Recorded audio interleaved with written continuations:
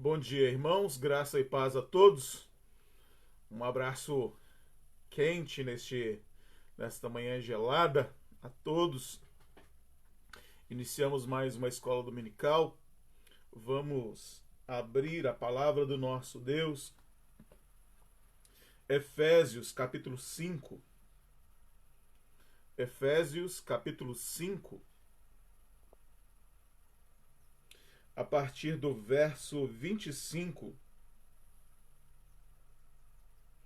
Efésios, capítulo 5, verso 25.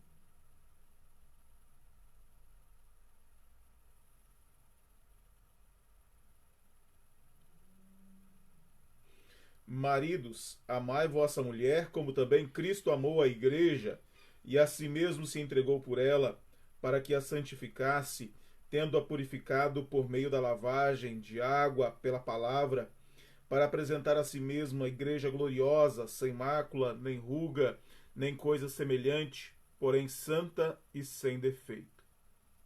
Então, uh, Paulo nos fala aqui a respeito da igreja pela qual Cristo entregou a sua vida, igreja pela qual Cristo derramou o seu sangue. Então, nós somos chamados a amar a nossa esposa, assim como Cristo amou a igreja, mas também o texto nos alerta para a importância da igreja. Foi por essa igreja por quem Cristo morreu. Cristo derramou o seu sangue por essa igreja e nós também devemos amá-la. E, aliás, a igreja também fazemos parte dela. Vamos adorar ao Senhor.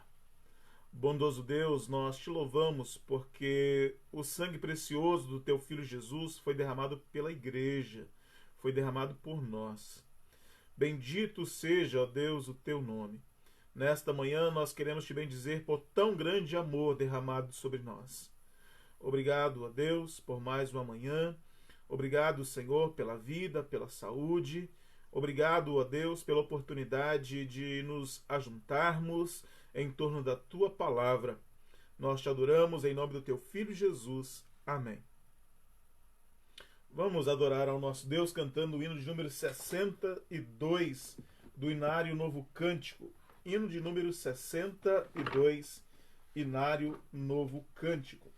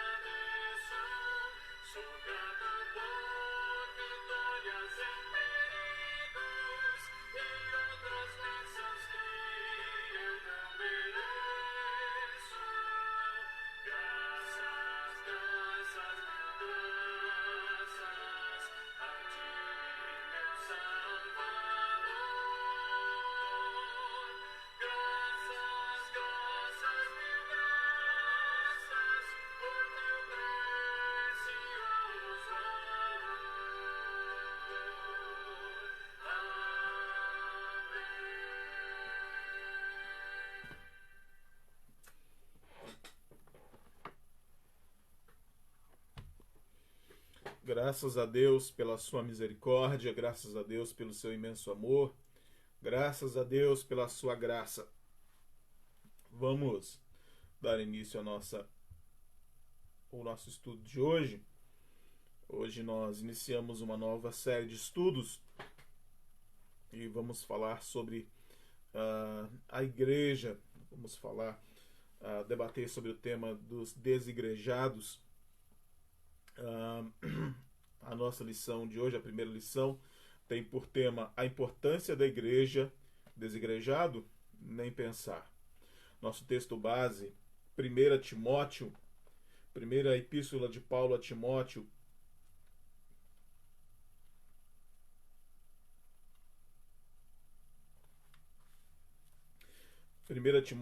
capítulo 3.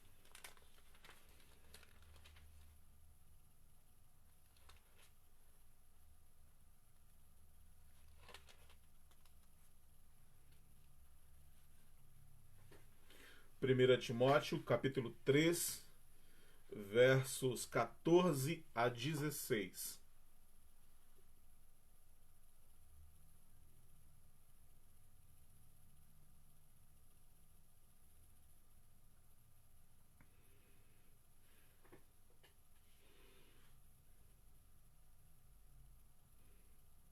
Escrevo-te essas coisas, esperando ir ver-te em breve, para que, se eu tardar, fique ciente de como proceder na casa de Deus, que é a igreja do Deus vivo, coluna e baluarte da verdade. Evidentemente, grande é o mistério da piedade. Aquele que foi manifestado na carne, foi justificado em espírito, contemplado por anjos, pregado entre os gentios, crido no mundo, recebido na glória. Oremos ao nosso Deus para iniciarmos a nossa meditação nesta manhã. Bondoso Pai, louvamos e engrandecemos o teu santo nome. Nós te adoramos, ó Deus, pela oportunidade de ouvir a tua palavra. Que nesta manhã, ó Deus, o teu Santo Espírito venha falar conosco. Que o teu Santo Espírito venha abrir, ó Deus, os nossos corações. Nós te adoramos em nome do teu Filho Jesus. Amém. Vivemos tempos onde as pessoas vivem ou buscam uma nova espiritualidade. E dentro dessa espiritualidade não inclui a igreja. As pessoas dizem, ou algumas pessoas dizem, que eu posso buscar a Deus, eu posso servir a Deus sem a igreja. Na verdade, isso é uma grande falácia, porque eles têm uma visão muito pequena, uma visão institucional da igreja. É claro, a instituição da igreja também é importante, mas eles não sabem, eles não compreendem, só diz que podemos desenvolver uma espiritualidade sadia, alheia à igreja, quem não conhece a igreja, quem não sabe o que é de fato a igreja.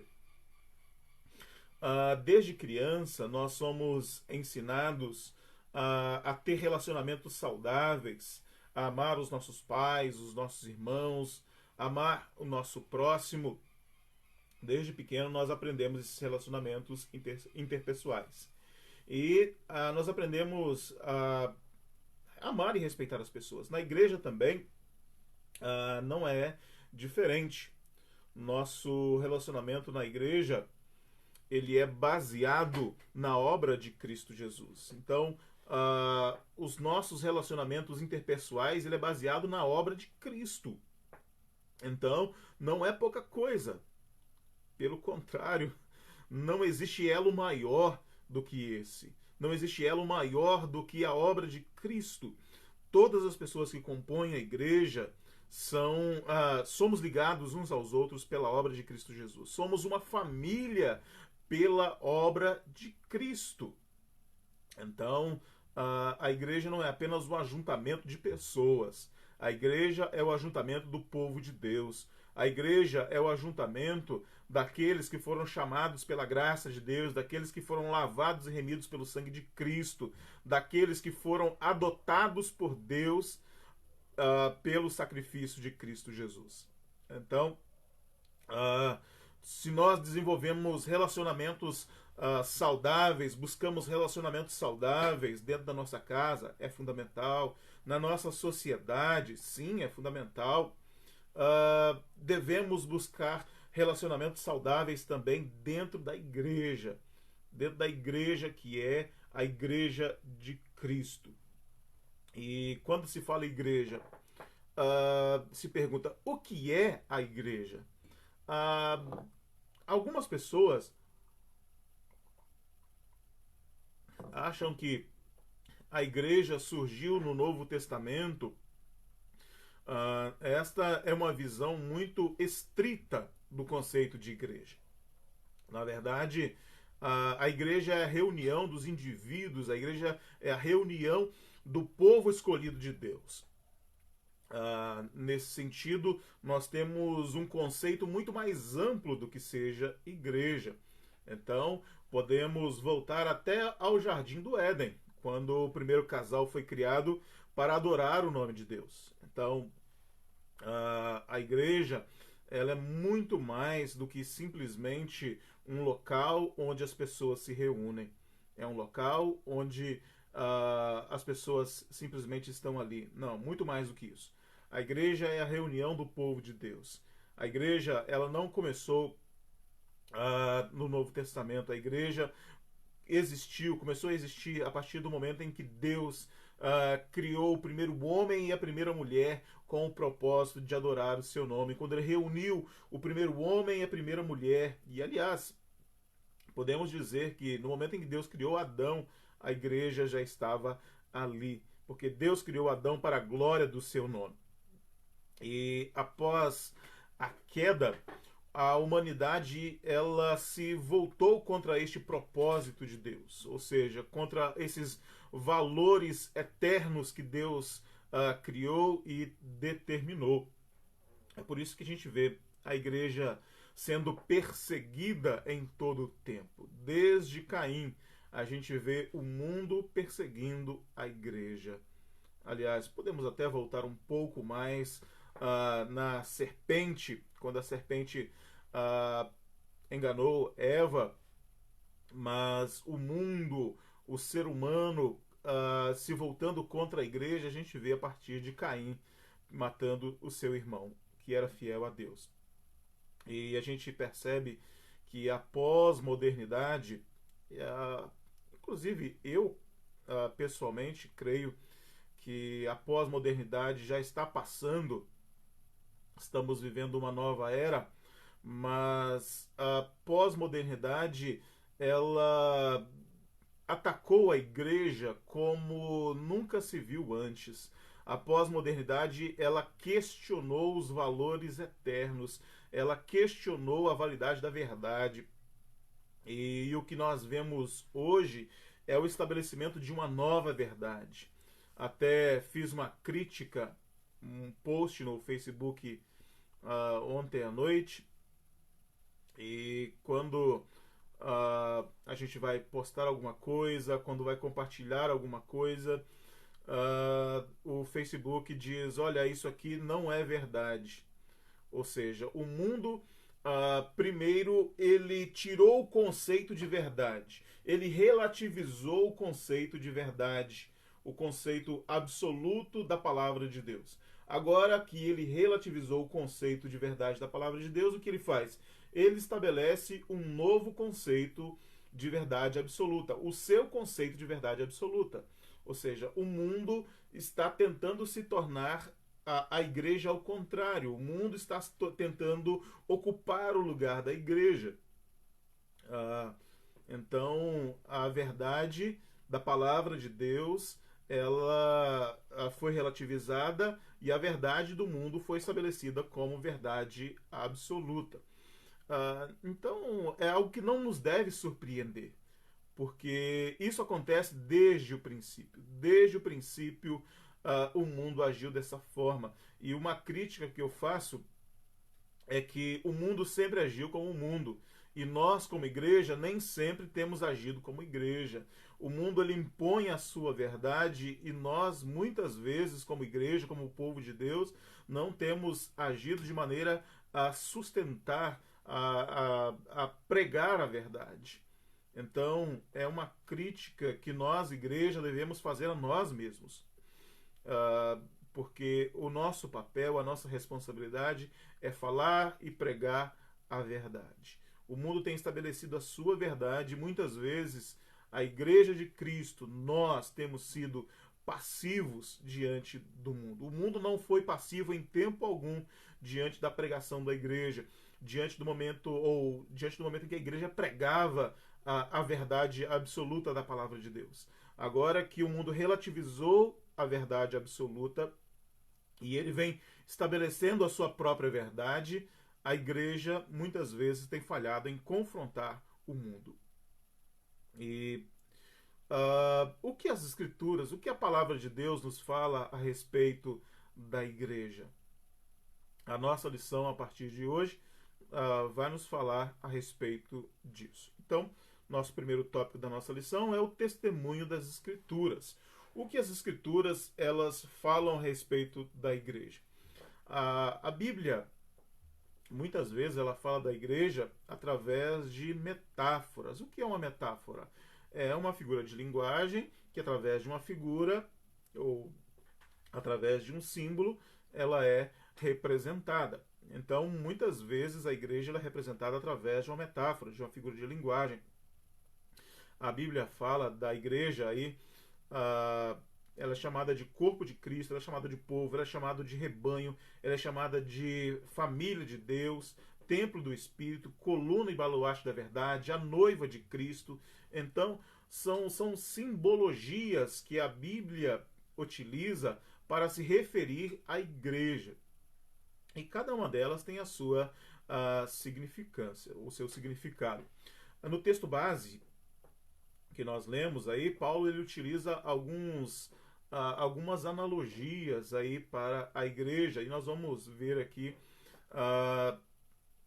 posteriormente aqui o que significa cada um desses nomes que Paulo utilizou para se referir à igreja. Então, quando Paulo escreve a Timóteo, ele chama a atenção para o respeito que devemos ter ao entrar na casa de Deus. Então, estar na igreja não é um lugar qualquer. A igreja é um lugar de extremo respeito, de extrema reverência. Quando nós entramos por exemplo, na presença de um juiz, ou dependendo da repartição pública, nós devemos manter silêncio, devemos manter respeito, e dependendo do local, nem mesmo com qualquer roupa nós podemos entrar. Então, Paulo chama atenção exatamente para isso, de como Timóteo deveria se portar na casa de Deus. Timóteo era um jovem pastor que havia sido deixado por Paulo na igreja de Éfeso para resolver algumas questões ali, e essa carta também é para orientar a Timóteo quanto ao que ele devia fazer, e ele é instruído quanto ao respeito e à reverência na casa de Deus.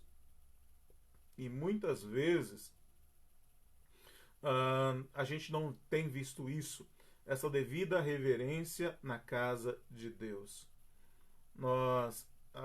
E muitas vezes a igreja tem sido criticada, até mesmo pelo mundo, nesse aspecto. E pense, o mundo criticando a igreja nesse aspecto, que a igreja não tem sido reverente à própria igreja. Pessoas se vestindo de qualquer maneira. É claro, ir à igreja, a igreja não é uma festa para colocarmos aquelas roupas brilhantes de lantejoulas, mas antigamente as pessoas guardavam a melhor roupa para ir à igreja. Ah, Claro, ir à igreja não é uma festa que nós colocamos aquelas roupas brilhosas, mas há pessoas que vão à igreja com roupas que não deveriam usar em qualquer lugar. Não é dizer, não, essa não é uma roupa adequada para ir à igreja. Não, essa não é uma roupa adequada para um cristão. O cristão ele deve fazer um autoexame, o cristão ele deve fazer uma autoanálise e perceber que determinadas roupas, determinados comportamentos, não é que eles não sejam adequados para a igreja, eles não são adequados para o cristão. O cristão não deve falar certas palavras, não é apenas dentro da igreja, mas em qualquer lugar. O cristão ele não deve usar certo tipo de roupa, não é apenas dentro da igreja, mas em qualquer lugar. O cristão ele não deve ser irreverente, não é apenas dentro da igreja, mas em qualquer lugar. Então, devemos fazer esta análise a cada dia. Antes que os outros nos critiquem, nós devemos nos criticar. Nós devemos procurar fazer uma análise de nossas vidas. É claro que se há alguém na igreja, nós devemos abordar essas pessoas, conversar com elas, e é claro, com amor, com respeito. Não é simplesmente dizer, olha, essa roupa não é adequada para aqui, ou essas palavras não são adequadas para aqui, mas devemos abordar as pessoas com amor. Então, o bom senso, quando o bom senso prevalece, nós mesmos nos criticamos, nós mesmos vemos que não, eu não devo usar esta roupa, não é apenas na igreja, mas em qualquer outro lugar. O meu palavreado deve ser saudável, não apenas na igreja, mas em todo lugar que eu vou. Então, é claro que o momento de culto é um momento especial, que o povo de Deus se reúne para adorar ao Senhor, mas jamais devemos nos esquecer que estamos sempre na presença de Deus. Paulo diz, quer comais, bebais ou façais outra coisa qualquer, fazei tudo para a glória de Deus. Então, apesar de não estarmos reunidos como igreja, apesar de em grande parte do momento não estarmos reunidos com a igreja, nós estamos na presença de Deus. Então, devemos fazer tudo para a glória de Deus. Então, o que é a igreja para Paulo? O que Paulo pensava a respeito da igreja? Então, Paulo diz que a igreja é a casa de Deus. Isso nos leva ao segundo ponto da nossa lição. A igreja é a casa de Deus. E essa expressão, uma palavra grega que Paulo utiliza para casa, ela é a junção de duas outras palavras. É a junção da palavra que se refere à casa propriamente dita, ou local da habitação, e também é a junção de outra palavra que se refere à família estabelecida ali.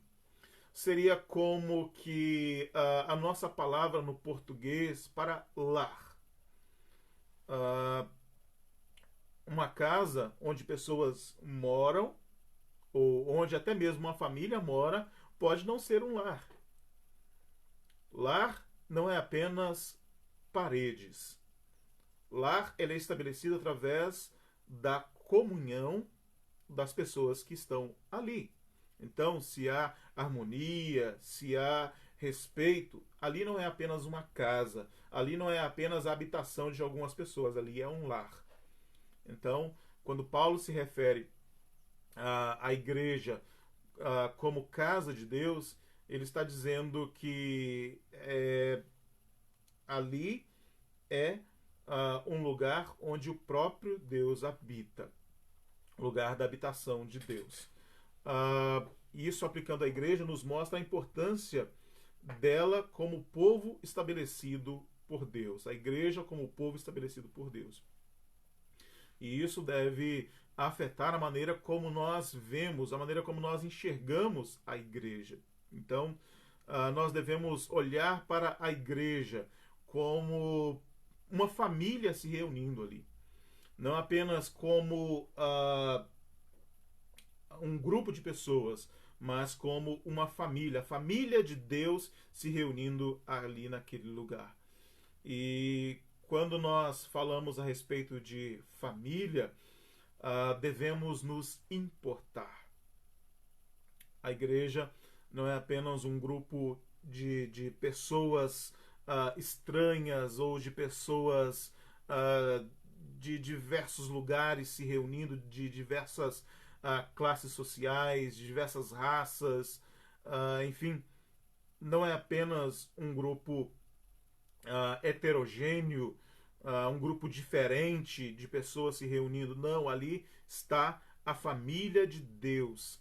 E como família de Deus, e uma das maiores manifestações do conceito de família é o amor e o cuidado.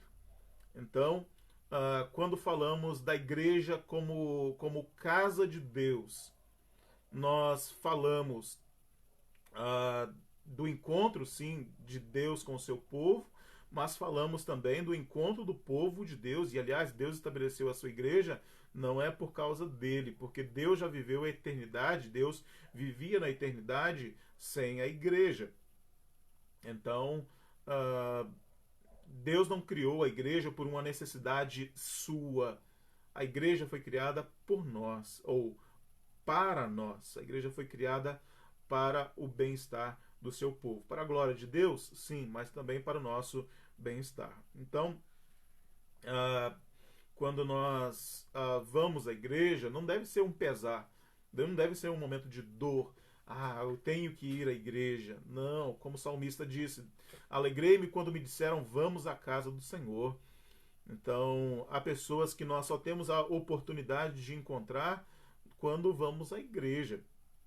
Há pessoas que moram em do outro lado da cidade, enfim, pessoas que moram longe, que nós não temos a oportunidade de encontrar durante a semana. Há pessoas que só encontramos na casa de Deus. Então, ir à casa de Deus, ouvir a palavra de Deus e também encontrar os irmãos deve ser um motivo de grande alegria. Então, este é o conceito de igreja na visão de Paulo. Não apenas um lugar onde as pessoas se reúnem, mas onde os filhos de Deus se encontram. Onde os filhos de Deus se encontram com a presença do próprio Deus. Outro conceito de Paulo, a igreja é o lugar de habitação do Deus vivo. Então, quando Paulo diz aí que a igreja é a casa de Deus, ele está dizendo que ela é a habitação do próprio Deus.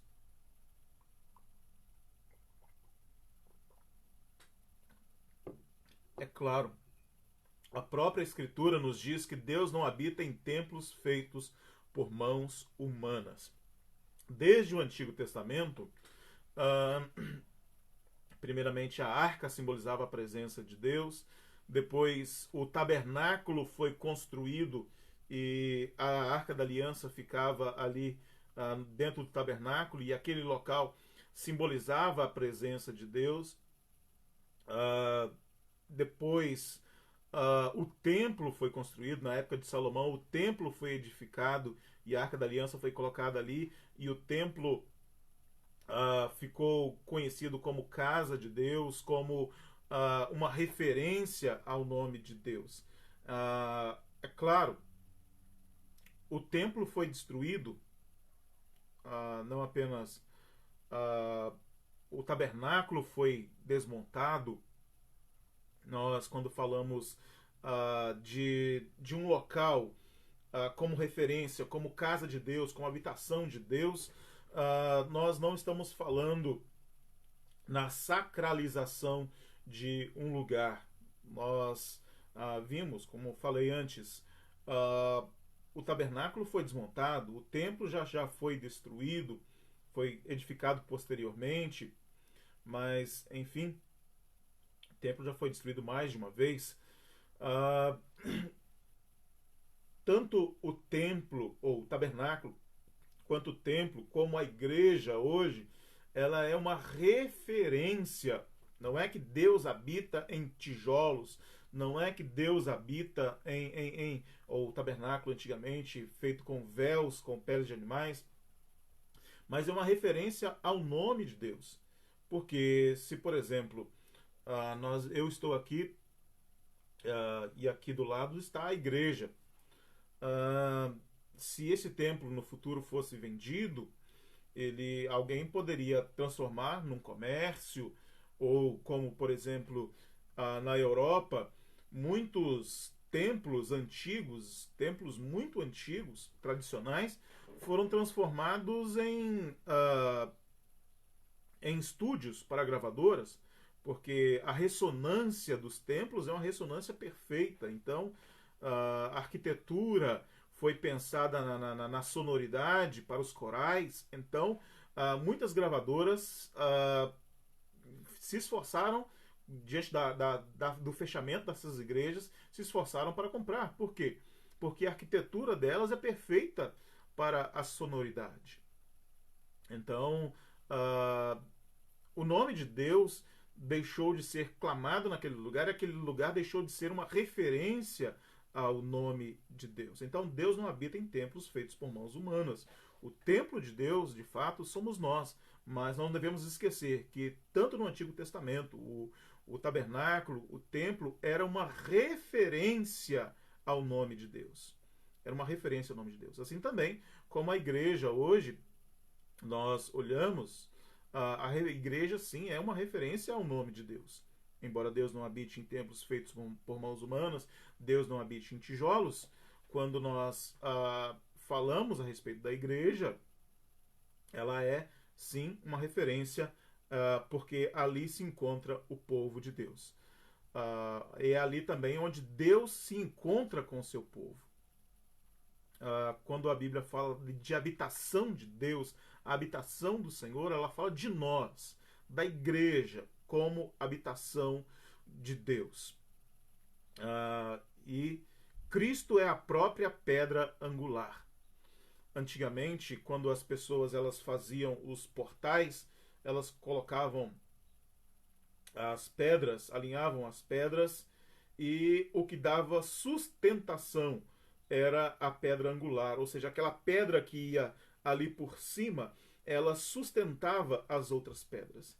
Então, quem sustenta a igreja não é a própria igreja. A igreja ela é sustentada pelo seu cabeça, por Cristo Jesus. Então, não somos não somos nós, eu ou você, quem sustentamos a obra de Cristo ou sustentamos a igreja. E há um texto que nos chama muito a atenção, que é quando Uzá ele vai segurar a arca de Deus estava sendo transportada, e de repente um dos bois que puxava a carroça ele tropeça e a arca iria cair, e Uzá de repente estende a sua mão, toca na arca e ele morre instantaneamente. Então, mais do que um erro, é um pecado nós acharmos que vamos sustentar a igreja. É pecado acharmos que nós é quem sustentamos a igreja. Não, essa igreja existe por causa de mim. Essa igreja, se não fosse por mim, essa igreja teria fechado há muito tempo. É pecado pensar dessa forma, porque a pedra angular da igreja não é o cristão, é o próprio Cristo. É o próprio Cristo quem sustenta a sua igreja. É o próprio Cristo quem sustenta a sua obra. Então, a pedra angular da igreja é Cristo. E Deus de livre e espontânea vontade, ele resolveu habitar entre nós.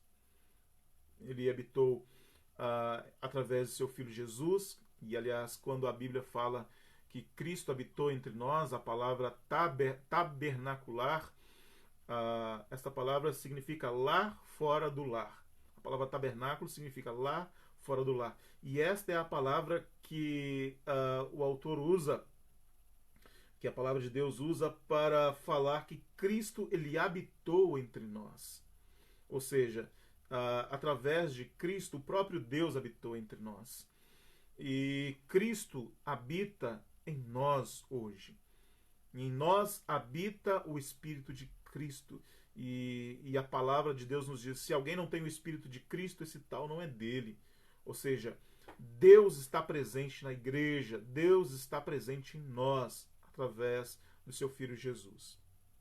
Então, Deus reuniu um povo para si. Deus habita neste povo, não apenas no meio deste povo, mas Deus habita neste povo. Deus habita em nós através do seu Filho Jesus. Wayne Mack e Dave Swaley, eles escreveram um livro chamado A Vida na Casa do Pai, da editora Cultura Cristã, e eles têm uma frase interessante. A maneira como nos relacionamos com Deus depende muito do modo como nos relacionamos com a sua igreja. Eu penso, e eu sempre disse isso, a maneira como nós nos relacionamos com a igreja reflete, ou a igreja é um termômetro da nossa vida espiritual. Se nós amamos a igreja, significa que nós amamos a Cristo. Então, não existe uma vida espiritual saudável sem um relacionamento saudável com a igreja. As pessoas que têm dificuldade de se relacionar com a igreja têm dificuldade de se relacionar com o próprio Deus. Isso é fato. A igreja, ela é perfeita? Não. A igreja militante, que é a igreja terrena, que é a igreja visível, ela não é uma igreja perfeita. Nós não somos perfeitos, nós erramos. E muitas pessoas utilizam essa desculpa para dizer, não, a igreja ela é imperfeita. De fato é. O aspecto humano da igreja, a igreja tem um aspecto divino, sim, mas ela também tem um aspecto humano. Nós somos o ponto fraco da igreja, nós somos o elo fraco da igreja. Sim, na igreja existe erros. Sim, nós olhamos até mesmo na era apostólica, nós vemos ali Paulo discutindo com Barnabé a respeito de João Marcos. Posteriormente, Paulo ele reconhece que esteve errado e chamou João Marcos. A gente percebe, por exemplo, o Pedro sendo chamado a atenção. A igreja, ela não é perfeita. A igreja militante, ou seja, a igreja visível, ela não é perfeita. E nós não podemos usar isso como desculpas para não congregar. Devemos amar a igreja. Cristo conhece mais do que ninguém os defeitos da igreja e ele ama essa igreja. Cristo conhece melhor do que ninguém os problemas e os defeitos dessa igreja e ele morreu por ela. Então, se Cristo ama a igreja, nós também devemos amá-la. Então, não devemos usar de desculpas para dizer, não, a igreja tem problemas, a igreja é imperfeita. Mas me diz, um lugar perfeito? Não existe. Neste mundo pecaminoso não existe lugar perfeito. Qualquer lugar que nós vamos encontrar pecado. E a igreja não é diferente. Então, nós somos chamados, meus amados irmãos, a amar a igreja de Cristo. Nós somos chamados a congregar. Sim, muitas vezes a igreja pode nos ferir. Sim, a igreja pode nos ferir. A igreja pode nos machucar. Sim. Paulo é o grande exemplo disso. Ele diz: muitas vezes estive em perigos entre gentios, perigos entre falsos irmãos. E ele mesmo, no primeiro momento em que ele se converteu e ele foi para a igreja o rejeitou. Ele foi para a igreja, no primeiro momento em que ele se converteu, ele foi para a igreja o rejeitou. E ele guardava mágoa da igreja, ele tinha ódio da igreja. Não. Ele amava a igreja, ele esteve disposto a morrer pela igreja. Então é isso que nós devemos fazer. A igreja é formada por pessoas. Pessoas são pecadoras. Nós pecamos. É provável que você tenha machucado alguém na igreja também. É provável. É provável que você tenha errado contra alguém na igreja. Não apenas as pessoas erraram contra nós, mas também nós erramos com as pessoas. Porque somos humanos. Somos pecadores. E como pecadores, nós erramos. Só que a quem mais ferimos é ao próprio Cristo.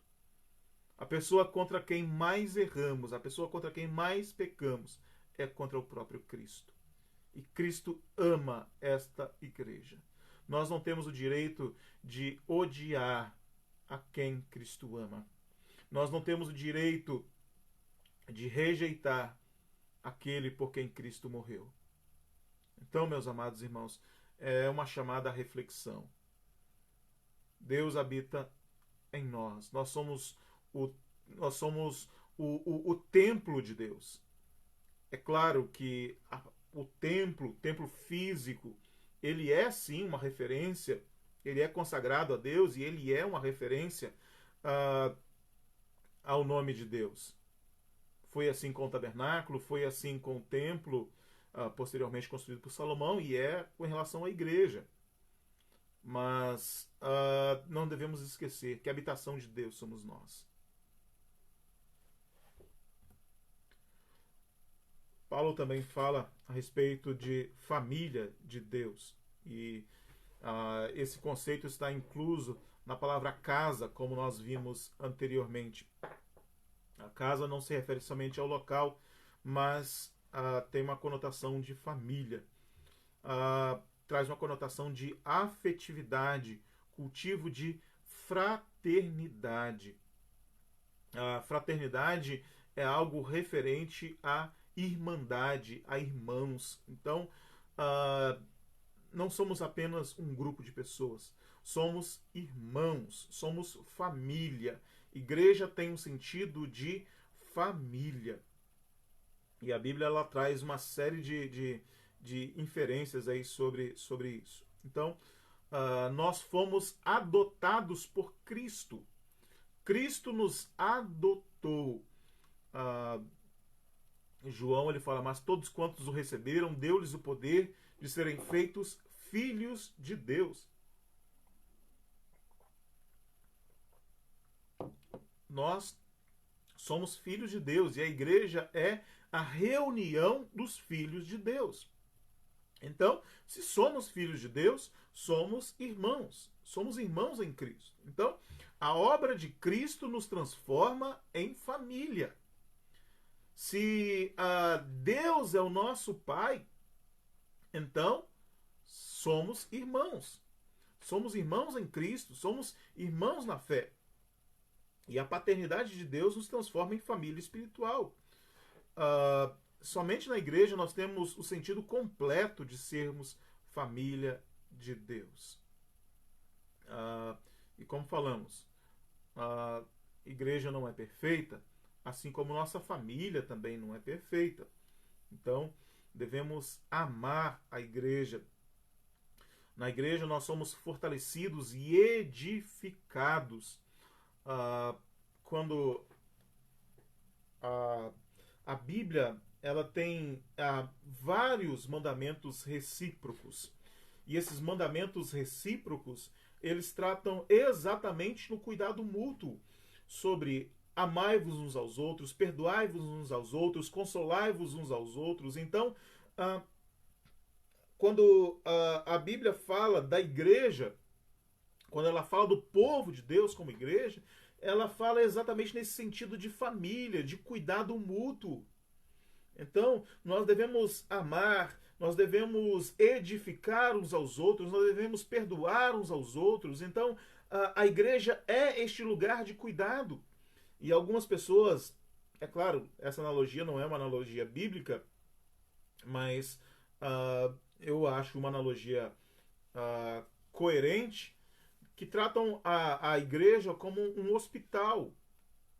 O que é o hospital? O hospital é um lugar de cura.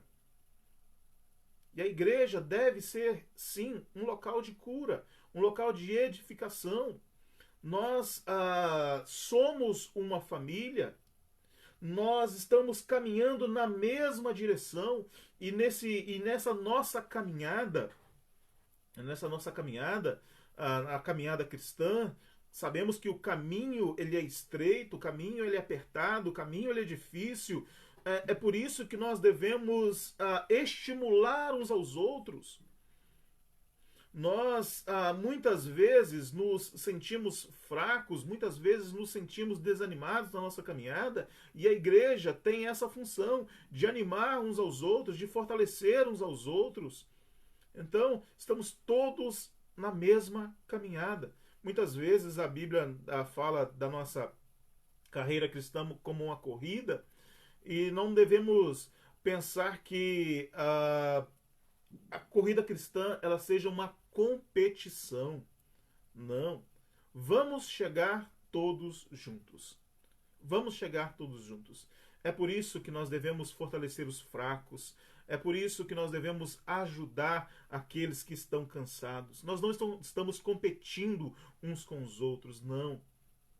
Nós estamos caminhando lado a lado. Vamos chegar todos juntos. Vamos receber todos o mesmo prêmio. Aquela parábola que o Senhor Jesus ele contou dos trabalhadores, do Senhor que saiu pela manhã e encontrou alguns trabalhadores na praça, chamou aqueles homens para a sua vinha. Mais tarde ele saiu e trouxe mais homens para a sua vinha. Na hora do almoço ele foi e buscou mais trabalhadores, e assim também no final do dia ele foi e buscou ainda mais trabalhadores. E quando terminou o expediente, ele chegou e, começando pelos últimos, começou a pagar a cada um. A cada um ele entregou um denário.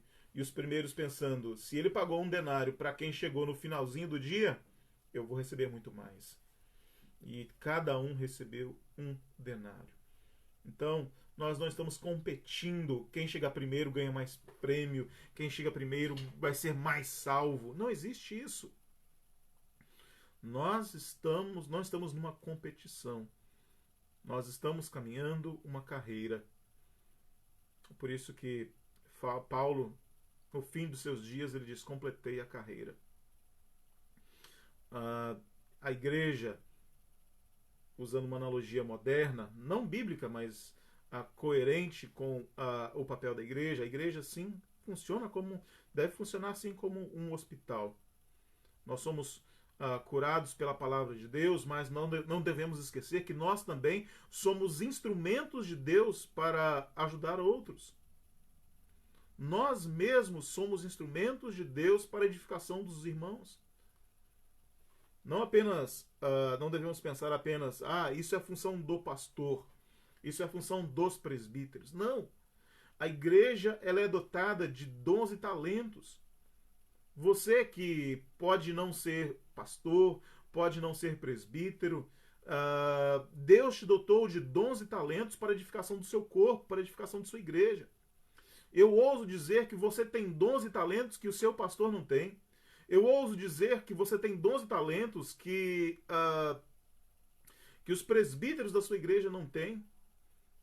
Então, a igreja somos nós. Nós somos a família de Deus. E como família de Deus, nós devemos cuidar uns dos outros. Nós devemos amar uns aos outros. Nós devemos respeitar uns aos outros. nós devemos ajudar uns aos outros. Tanto que João ele diz: se alguém diz amo a Deus, mas não ama o seu irmão, essa pessoa não está falando a verdade. Essa pessoa está mentindo. Então, se nós amamos a Deus e não amamos ao nosso irmão, nós não estamos falando a verdade. O nosso amor a Deus, ele é expresso no nosso amor aos nossos irmãos. E devemos ser gratos por fazer parte da família de Deus. Paulo também diz que a igreja é coluna e baluarte da verdade. Essas palavras elas têm um significado interessante. Então a palavra coluna, ela vem do grego stulos e significa sustentação ou suporte. Aquilo que faz mediação entre o alicerce e o que foi construído. Então a igreja ela é o elo de ligação com o reino de Deus. Ela protege e proclama a verdade. Então, nós como igreja, diante do mundo que rejeita a palavra, diante do mundo que tenta sobrepor a sua própria verdade, a sua verdade transitória sobre a verdade de Deus, é a igreja, é papel da igreja se levantar, é papel da igreja sustentar a verdade.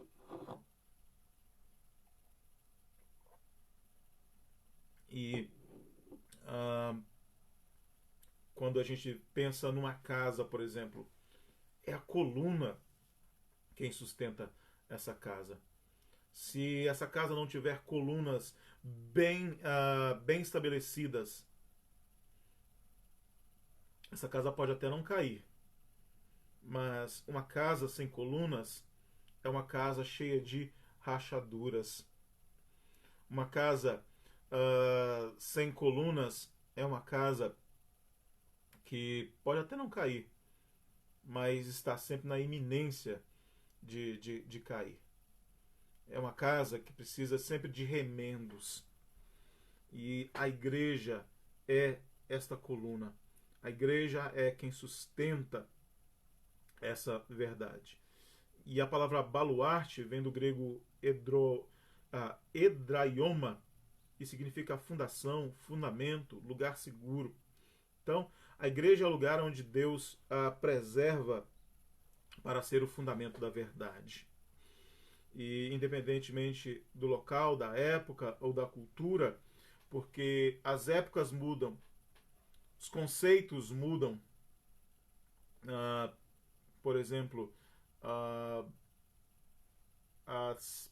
algumas décadas atrás, há 60 anos atrás, se usava cosméticos e hoje se descobriu que aqueles cosméticos, os materiais que eram usados para aqueles cosméticos eram materiais cancerígenos.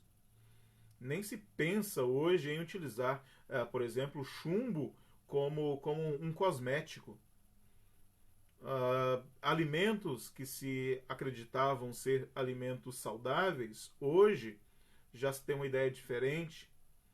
E eu me lembro que há 20, 30 anos atrás, 20 anos mesmo, se dizia que comer açúcar não faz bem, então devemos usar adoçante. Hoje já sabe que adoçante também não faz tão bem assim. Adoçante não é tão inocente assim. Pode causar até, dependendo da quantidade que a pessoa usar, pode até causar problemas cardíacos. Então o adoçante ele não é tão inocente quanto nós pensamos. Então a verdade do mundo ela é transitória. Às vezes o mundo pensa de uma forma, não, isso aqui é bom. Daqui a pouco muda, não, se descobriu que isso aqui é ruim. Ou se pensa, não, isso aqui é ruim. Não, agora é bom. A verdade do mundo é transitória. A verdade do mundo ela é mutável. Mas a verdade de Deus é imutável. Não depende de época, não depende de cultura. Então a gente percebe que os valores bíblicos são valores eternos. Não importa qual seja a cultura, não importa qual seja o tempo, não importa onde a igreja esteja, ela deve sustentar a Bíblia como palavra de Deus, independentemente do que pensa a cultura da época.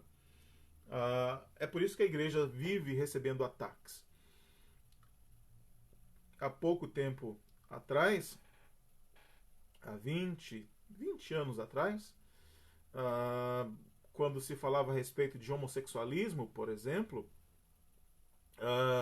era ponto pacífico. Quando a igreja condenava o homossexualismo, por exemplo, era ponto pacífico. Toda a sociedade pensava dessa forma, ou quase toda a sociedade. Hoje, virou algo como que politicamente incorreto condenar certos pecados. E a igreja vai parar? Não vai, não deve parar. Por quê? Porque os valores da palavra de Deus são valores imutáveis. Os valores da sociedade são valores transitórios e imutáveis. Os valores de Deus são valores eternos. Não mudam. A cultura pode mudar, mas os valores da palavra de Deus não mudam. É por isso que o mundo persegue a igreja. É por isso que o mundo não se conforma com a igreja. De tempos em tempos, e a gente percebe que certos aspectos da palavra de Deus são atacados. Por quê? Porque a igreja, ou a palavra de Deus, ela fere certos aspectos daquela sociedade ou daquela cultura. Passarão céus e terra, mas a palavra de Deus não vai passar. Deus não muda. Portanto, a sua palavra, os valores da sua palavra também são imutáveis. Então, a igreja, ela deve ter uma visão correta a respeito de si, a respeito da sua origem e a respeito da sua missão. Então nós vamos, nos próximos estudos, continuar abordando sobre a igreja. Esse movimento desigrejados, ele não conhece, ele não sabe de fato o que é a igreja. Então nós, como povo de Deus, nós devemos estar sempre preparados para dar resposta àqueles que questionam a nossa fé. E essa série de estudos serve primeiramente para fortalecer a nossa fé. Sim, para fortalecer a nossa fé. Para amarmos a igreja. Ela é perfeita? Não, não é. A igreja militante, a igreja visível, ela não é uma igreja perfeita. Mas ela é a igreja de Cristo. É a igreja pela qual Cristo derramou o seu sangue. E nós, nesta igreja, devemos ter o sentido de família.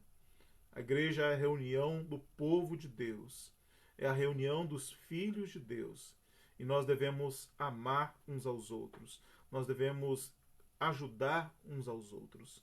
Se nós dizemos que nós amamos a Deus e não amamos o nosso irmão, devemos repensar o nosso amor a Deus.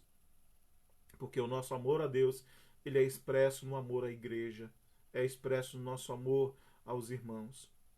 O templo, ele não é insignificante. Embora Deus não habite em templos feitos por mãos humanas, o templo não é insignificante. Nos traz saudosa lembrança quando a família se reúne, quando a família se encontra para almoçar, para conversar, para se encontrar.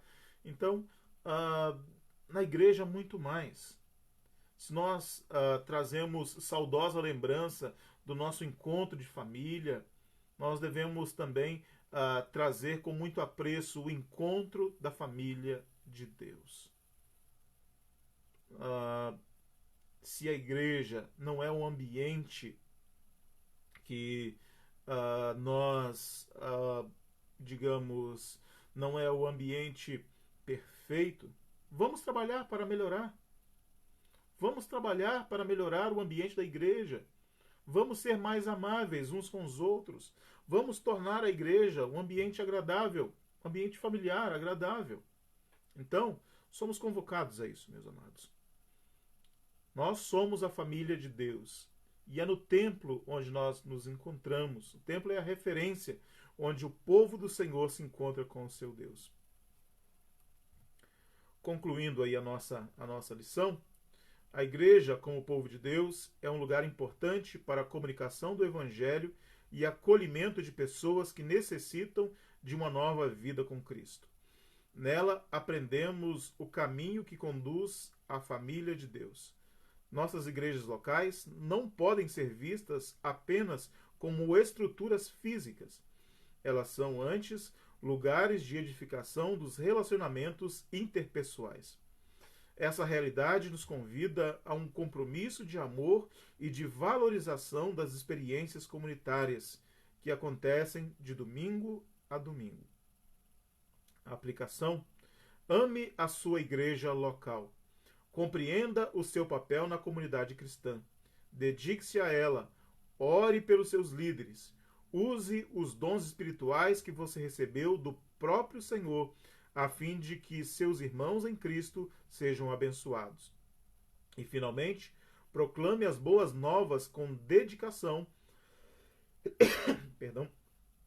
para que as novas pessoas tenham um encontro verdadeiro com o Salvador, tornando-se membros da Igreja de Cristo. Então, sejamos igreja, amemos a igreja. Que Deus te abençoe, que Deus te dê um dia abençoado, que você tenha um domingo de paz na presença do nosso Deus, um bom descanso. Deus abençoe você, Deus abençoe a sua família.